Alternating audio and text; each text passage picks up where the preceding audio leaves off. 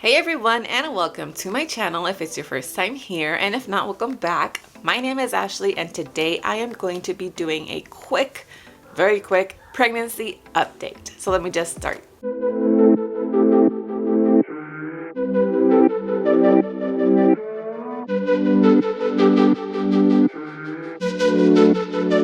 Right now I am 27 weeks and a few days, I think 4 days, and I just got back from my appointment. So not a lot has changed since last time. I have been exhausted. I know that the second trimester is known to be, when women get like a little boost of energy, and I did not get that too much this time around.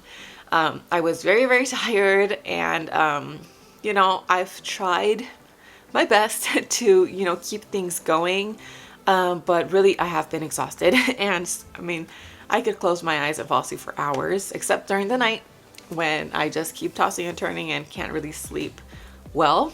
I'm not sure how much weight I have gained, but they have told me that I have been doing really well, not gaining too much or too little, so that's a plus.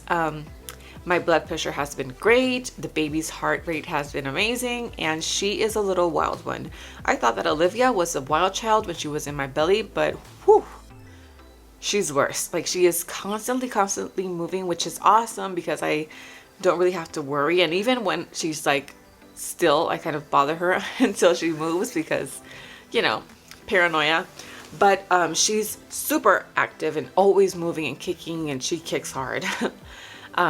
So lots of baby movement. I have been feeling her for a long time. Like, I could feel the quickening very early on in this pregnancy, and as soon as I started feeling like the kicks, whew, she's trouble. Like, she likes to move around a lot and kick. As far as like pregnancy cravings, all of my cravings that I had have basically disappeared. I don't like any of those things anymore.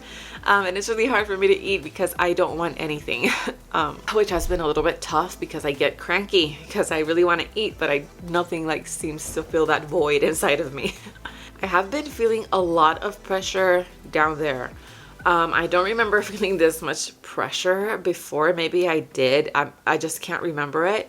But when I have to use the bathroom, like if I have to pee in the night, first of all, I kind of have to like lean forward to empty everything out, because if not, I would basically live in the bathroom because I have to, pee constantly. I do anyway, but if I didn't lean forward, I would live in the bathroom. And I feel like every time I have to use the bathroom, it feels like she's gonna fall out. That's how much pressure I have. That's been a symptom lately. And sometimes I do get like a little sharp pain downstairs. I have been feeling a lot of Braxton Hicks. I have been keeping hydrated. I have my water right here. I am always drinking water, to the point that I hate water right now because it's the only thing I really drink.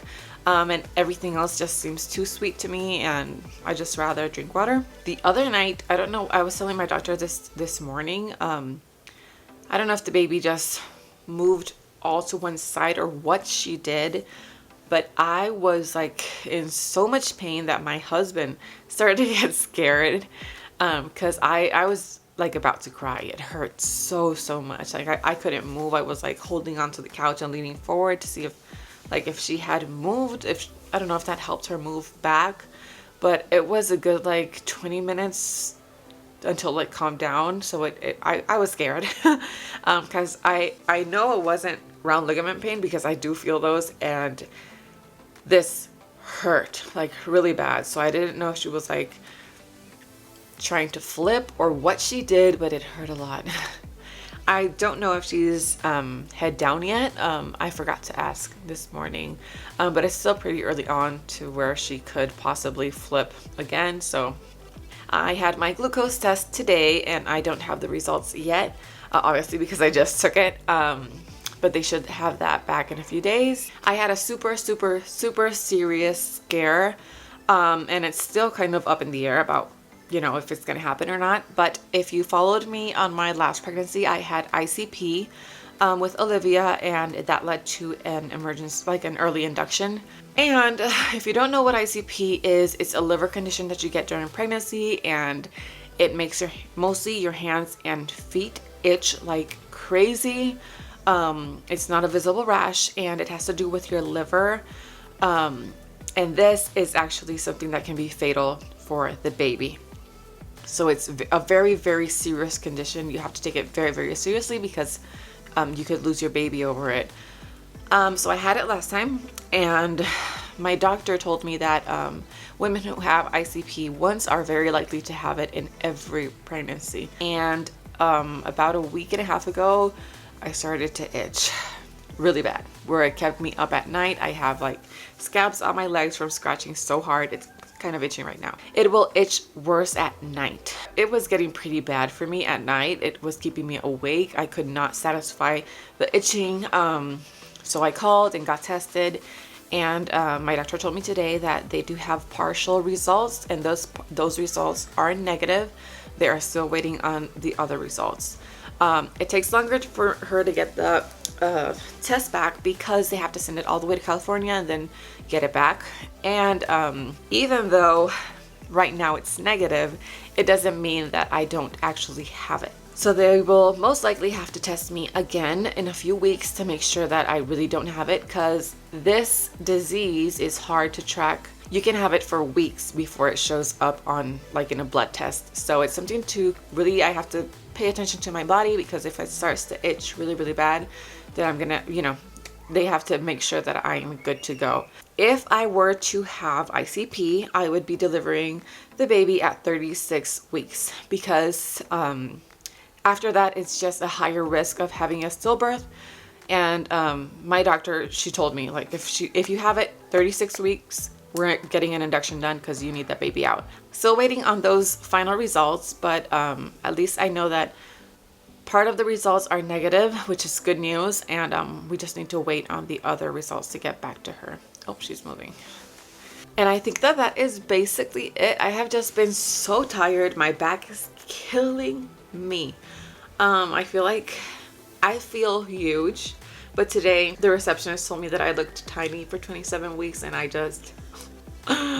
was so happy to hear that because I feel so big. My doctor always tells me that I'm overreacting, that I look, but that I'm measuring well. But I don't know, I feel like I'm bigger. I have been super, super out of breath like all the time.